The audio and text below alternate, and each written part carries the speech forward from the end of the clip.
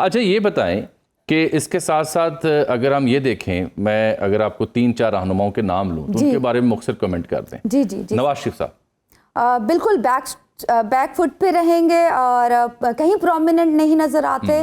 वो जिस तरह हैं उसी तरह ही बैक स्टेज में। बिल्कुल जी उसी तरह। शहबाज शरीफ साहब प्रॉब्लमेटिक सिचुएशंस उनके लिए बन सकती हैं। 2-3 डेट्स कहूँगी क्योंकि उनका ऊद लेने का जो टाइम था अकॉर्डिंग टू माई कैलकुलेशन वो अच्छा नहीं था। तो उनके लिए आगे जाके अगर उन्होंने अच्छे डिसीजंस ना लिए, जून जुलाई अप्रैल में जो है उनके लिए सिचुएशंस जो है वो ख़राब होती नज़र आती हैं। उनको जो है अच्छे तरीके से डिसीजंस लेने पड़ेंगे। आसिफ अली जरदारी साहब बहुत स्ट्रॉन्ग पोजीशन में है और मज़ीद मुझे लगता है कि 2026 में जो है उनका जो है मज़ीद स्ट्रॉन्ग सितारे उनके, तो उनको कोई हिला नहीं सकता। वो अपनी पोजीशन बरकरार रहेंगे। बिल्कुल बिल्कुल। चूंकि बिलावल का जिक्र आप पहले कर चुकी हैं, मोहतरमा मरियम नवाज शरीफ साहिबा। मोहतरमा मरियम नवाज शरीफ साहिबा का अगर देखें तो सेहत के हवाले से अगर मेरा थोड़ा सा मशवरा मान लें, क्योंकि उनका बच्चा मैं टेली कर चुकी हूँ, हमारी कैलकुलेशन होती है साइंटिफिकली, तो वहाँ से सेहत के हवाले से थोड़ा सा उनको जो है वो रेस्ट करना चाहिए। और एक चीज़ का मैं कहूँगी कि उनके लिए भी जो है बिल्कुल ये 2026 ख़तरे से खाली नहीं है। उनकी पोजीशन के लिए भी 2026 ख़तरे से खाली नहीं है। अंदर से जो है वो इत्तेहाद टूटने के चांसेस भी मुझे दिखते हैं। बिल्कुल ठीक है। जैसे ही साल ख़त्म होता है ना तो एक ह्यूमन नेचर है कि अच्छा अगला साल कैसा होगा, बड़े बुनियादी सवाल होते हैं और फिर अपनी पसंद नापसंद के सियासी गैर सियासी सवाल लोग उठाते हैं। अगर मैं आपसे ये पूछूं कि 2025 के बाद जब हम 2026 में जा रहे हैं तो पॉलिटिकली ये साल क्या स्टेबिलिटी का साल है या इसमें जो 2025 में वही होना है?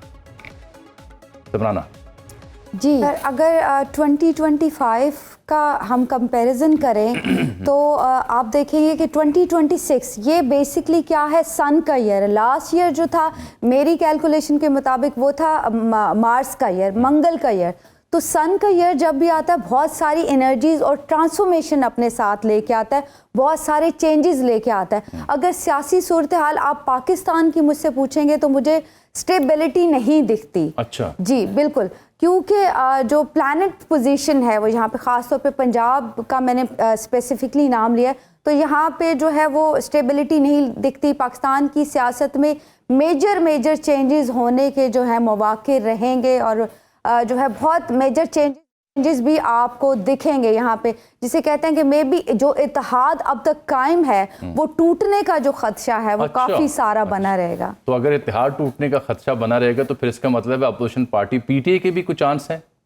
बिल्कुल जी, देखिए सर, अगर देखा जाए तो जमातें ये 3 ही रहेंगे। अगर आप कहें किसी नई सियासी जमात की इन्वॉल्वमेंट हो जाएगी, कोई नया चेहरा आ जाएगा, तो यहाँ पे ये चेंजेस नहीं होंगे। अच्छा। रहेंगे यही लोग, बट इन्हीं में जो है वो कॉम्प्रोमाइज डिवीजन या कुछ ऊपर नीचे चलता रहेगा। बट अगर मोस्ट स्ट्रॉन्गेस्ट यहाँ पे देखें तो प्लैनेट्स के एतबार से पीपीपी जो है इस टाइम पे ज्यादा स्ट्रॉन्ग पोजीशन में है कंपैरेटिव। यानी आप कह रही हैं कि बिलावल साहब की और पीपल्स पार्टी के सितारे जरा बेहतर हैं? बिल्कुल जी बिलावल साहब के सितारे जो हैं वो बेहतर हैं, और पर मैं ये नहीं कह सकती कि वो जो है वो वजीर आजम बन जाएंगे। नहीं, मैंने भी ये बात नहीं की। मैं ये आपसे जानना चाह रहा हूँ कि आपको इन तमाम रहनुमाओं के देखते हुए बिलावल और पीपल्स पार्टी के सितारे अच्छे लग रहे हैं आप? बिल्कुल जी, बेहतर हैं बिल्कुल। अच्छा, ये बताएं कि साथ ही खान साहब के बारे में भी लोग बड़ा पूछते हैं, पीटीआई के बारे में भी, क्या इस आने वाले साल में उनके लिए भी कोई खैर की खबर है, को बाहर आ सकते हैं या अभी मजीद इंतजार करना पड़ेगा उन्हें?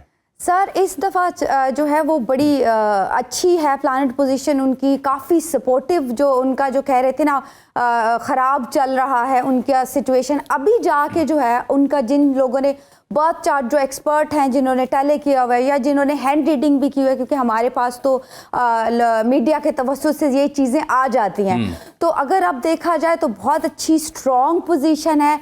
खास तौर पे मरकरी जो उनका प्लैनेट है, जो निगोशिएशन का प्लैनेट है। अब जो है पहले मैं 2024 से यही कहती आ रही थी कि कोई खुशखबरी मैं आपको अच्छी नहीं दे सकती, लेकिन अब आके जो है वो देखिए, मैं ये कहूँगी कि रिलीज का मैं कोई आपको उम्मीद नहीं दे रही, लेकिन रिलीफ या तो दूसरी जगह शिफ्ट कर दिया जाए, दूसरी कंट्री शिफ्ट कर दिया जाए, इस हवाले से जो है वो काफी हद तक उनके लिए। आपने बड़ा अहम लफ्ज इस्तेमाल किया कि नेगोशिएशन। जी, यानी इसका मतलब है साल एंड हो रहा था तो हुकूमत ने भी ऑफर की, पीटीआई ने भी थोड़ी बहुत हामी भरी, तो आपको लगता है कि इन दोनों के बीच कोई नेगोशिएशन या बातचीत हो सकती है? बिल्कुल सर, अगर डील की तरफ ये चीज़ें आती हैं तो बहुत अच्छे से सॉर्ट आउट हो जाएंगी। इस दफ़ा जो है मुझे लगता है कि बानी पीटीआई खुद विलिंग होंगे। लास्ट जैसे मैं पहले बड़ा एक यूज़ करती थी कि थोड़ा सा स्टबन नेचर है, लिब्रा से बिलोंग करते हैं, तो लिब्रा जो होते हैं वो ज़रा ज़िद्दी नेचर के होते हैं। बट इस टाइम पे 2026 में मुझे लगता है कि ये एक ही पैनल पे आ जाएंगे और काफ़ी सारी